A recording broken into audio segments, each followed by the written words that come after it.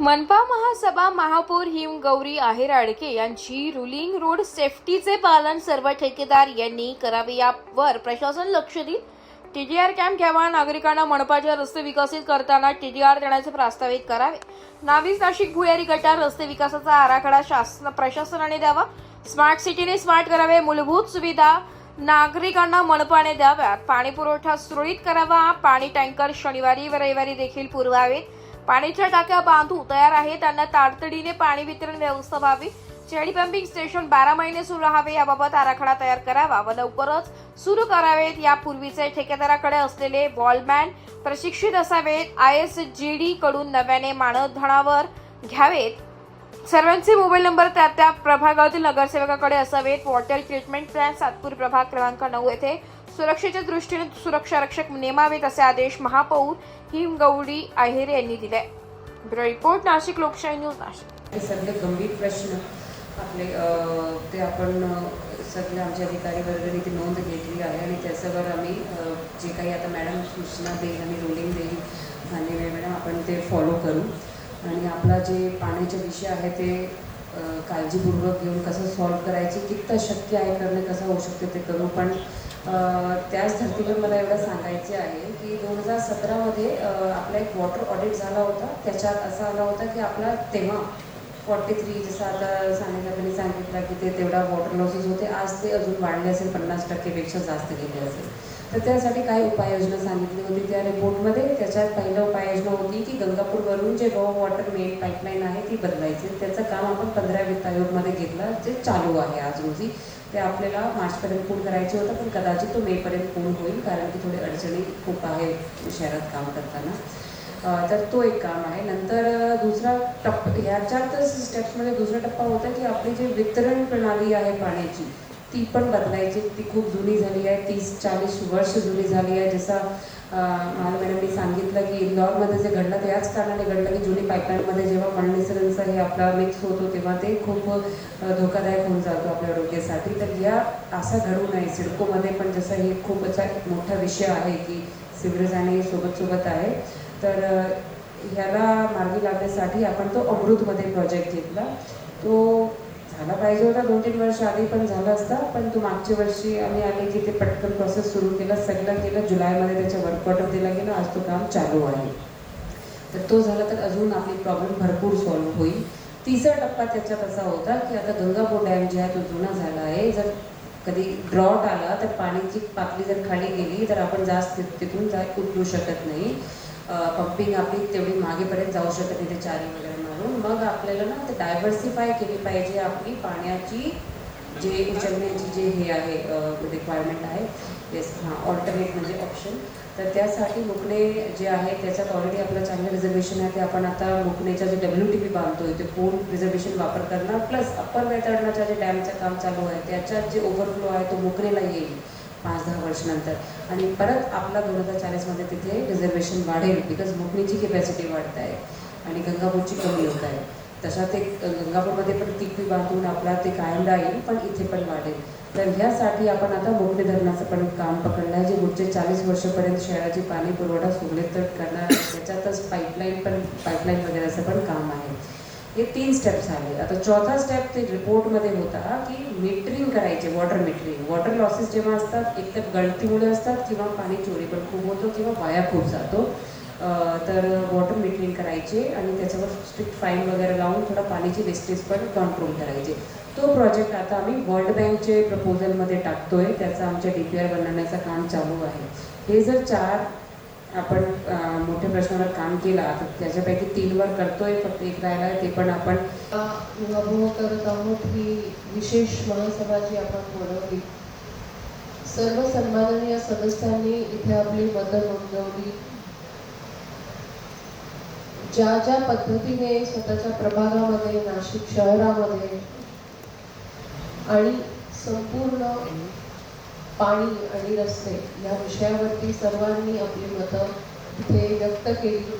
अतिशय तीव्र भावना सगळ्यांनी व्यक्त केल्या आहेत की गेल्या 6 वर्षापासून 2017चा 18 नंतर प्रयत्न झाले. पाण्याच्या टाक्या देखील इथे आपण प्रपोज केल्या होत्या. काही झाल्या काही झालेल्या नाही.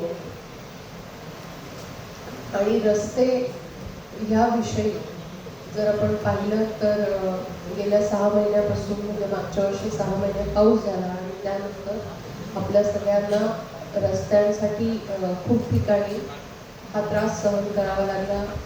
इलेक्शन काळात देखील आपण इथे सर्व सन्माननीय सदस्यांनी सांगितलं की ह्या 2 गोष्टींवरती खरं तर इलेक्शनचा हा कळीचा मुद्दा ठरला आणि त्या आश्वासनांवरती आपण लोकप्रतिनिधी म्हणून आज सभागृहामध्ये इथे उपस्थित आहोत. ह्या सगळ्या विषयांवर प्रथमतः रस्ते आणि त्यातील खड्डे ह्या सर्व सदस्यांचं बोलणं ऐकल्यानंतर त्याचा सगळा गाभा जर बघितला तर आत्ता आपण इमिजिएट काय सोल्युशन करू शकतो, कारण रस्ते सगळीकडे ठरलेले आहे, युटिलिटीज त्यात टाकले जात आहे. तर जसं इथे काही सन्माननीय सदस्यांनी सांगितले की रस्त्यांचे खड्डे बुजवण्यासाठीचे टेंडर अजून झालेले नाही आहेत आणि काही टेंडर प्लॅनिंग स्टेजमध्ये आहेत. तर तात्काळ सोल्युशन म्हणून जवळजवळ 40 कोटीचे वर्क ऑर्डर पेंडिंग आहेत, ते 15 मार्चच्या रिलीज करण्यात यावे. वर्क ऑर्डर ज्या आहेत रस्ते दुरुस्तीच्या त्या 40 कोटीच्या 15 मार्चच्या रिलीज करण्यात यावे. त्याचबरोबर मार्च एंडच्या आधी उर्वरित जे रस्त्यांचे ह्या बजेटमध्ये म्हणजे गेल्या बजेटमध्ये पेंडिंग आहे जवळजवळ ते 50 कोटी आहे, म्हणजे असं 90 कोटीचं रस्ता दुरुस्तीचं पूर्ण टेंडरिंग हे मार्च एंडच्या आधी करण्यात यावं असे मी प्रशासनाला आदेश देते. त्याचबरोबर आपण सगळ्यांनी इथे डिफेक्ट लायबिलिटी स्ट्रिंजंट करण्याबाबतचं एक चर्चा आणि उहापोह केला. त्याचबरोबर जे काही रस्ते जो कोण कॉन्ट्रॅक्टर खणतो आहे त्या तिथे आपण रिस्पॉन्सिबिलिटी आता सगळ्यांनी म्हटलं की याची जबाबदारी कोण घेणार, तर निश्चितपणे त्या कॉन्ट्रॅक्टरची ही जबाबदारी आहे की तिथे सेफ्टी नॉर्म्स हे पाळले गेले पाहिजे.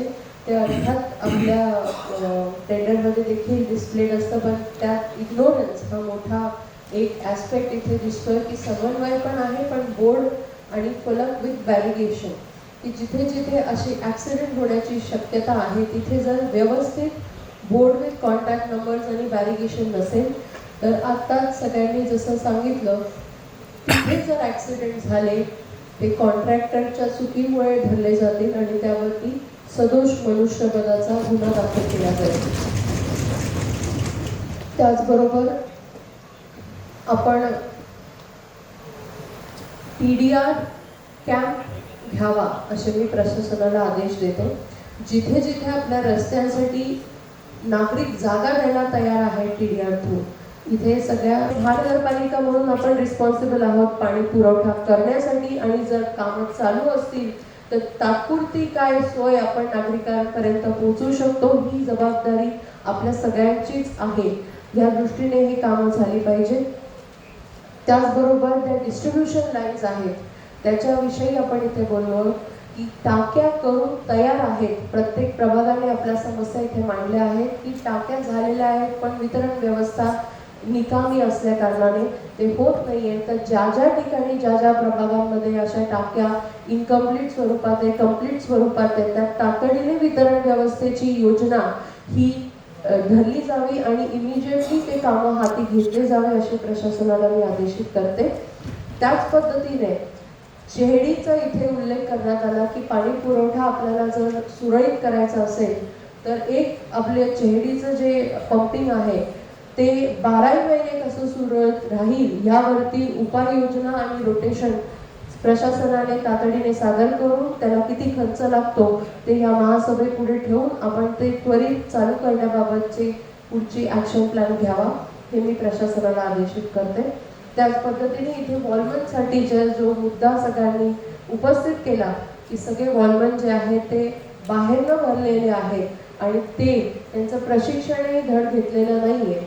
तर मला असं वाटतं की हा जो वॉलमनचे कॉन्ट्रॅक्टर्स आहेत त्यांनी देखील ह्या संदर्भात अतिशय सिरियसली कामाकडे लक्ष देणं त्याचबरोबर आपल्या अधिकाऱ्यांनी पण कामाकडे लक्ष देणं हे पाहिलं पाहिजे. अन्यथा याच्यामध्ये एक ऑप्शन म्हणून परमनंट महानगरपालिकेचे आपल्याकडे वॉलमन आहेतच त्याचबरोबर कंत्राटी वॉलमन आहे. तर आपण या ठिकाणी ऑल इंडिया LSG जे आहे त्यांचे वॉलमन इथे घेण्यात यावे आणि कॉन्ट्रॅक्टी वॉलमन जे आहे त्यांचा ह्या नाही ऑल मानधनावरती, ते पण मानधनावरतीच असतात. सो जे काही हो, मी त्या मुद्द्याकडे येतेच आहे. तर हे जे मानधनावरती घेण्यात येण्याचा मुद्दा आहे त्याच्यावरती आपण हे त्रिसूत्री म्हणण्यापेक्षा एक कॉम्बिनेशन तयार करावं असे मी प्रशासनाला आदेश देते, जेणेकरून क्वालिटेटिव्ह परफॉर्मन्स जो आहे तो वाढेल.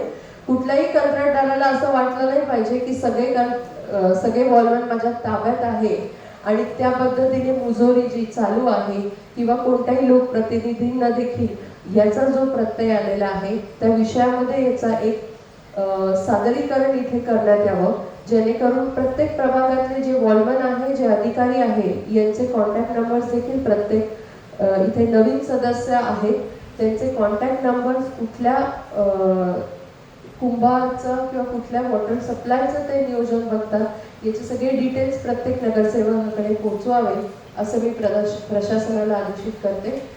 त्याचबरोबर WTP जो प्रभाग 9चा एक मोठा मुद्दा इथे सांगितला की पूर्ण नाशिकच्या WTPचं सगळ्यात मोठा WTP आकाशीच्या डोंगराच्या इथे आहे, त्याचा सिक्युरिटीचा खूप मोठा इश्यू इथे आहे.